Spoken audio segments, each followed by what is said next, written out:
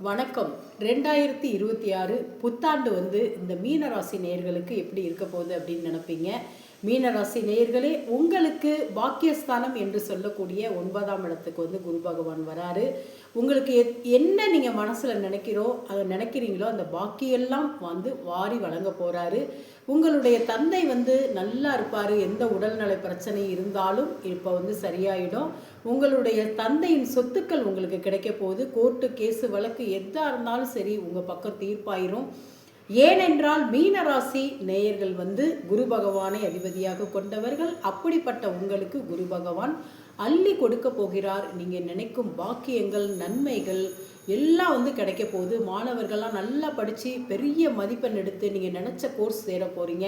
பெண்கள்லாம் அதிகமாக நகையை வாங்கி குவிக்க போகிறாங்க. விலை உயர்ந்த ஆடை வாங்குவீங்க. அரசியல்வாதிகளுக்கு நல்ல எதிர்காலம் இருக்குது.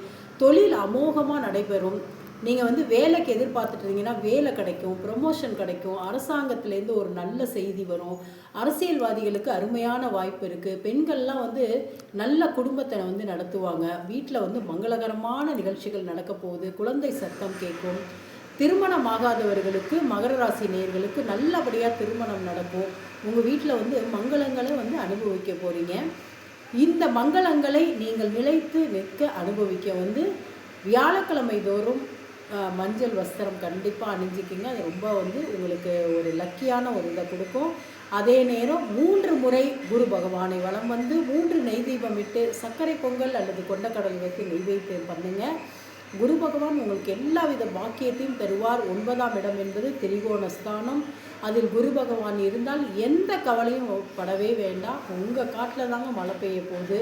சந்தோஷத்தில் அப்படியே மிதக்க போகிறீங்க. அதனால் மீனராசி நேயர்களே, எல்லா பிரச்சனைகளிலிருந்தும் மீண்டு வரப்போகிறீர்கள். அருமையான ஒரு வாழ்க்கையை, தித்திக்கும் வாழ்க்கையை வாழப்போகிறீங்க. அதனால் உங்கள் இல்லத்தில் வரக்கூடிய சந்தோஷங்களையும் மங்களங்களையும் அனுபவிக்க ரெடியாக இருங்கள். நன்றி.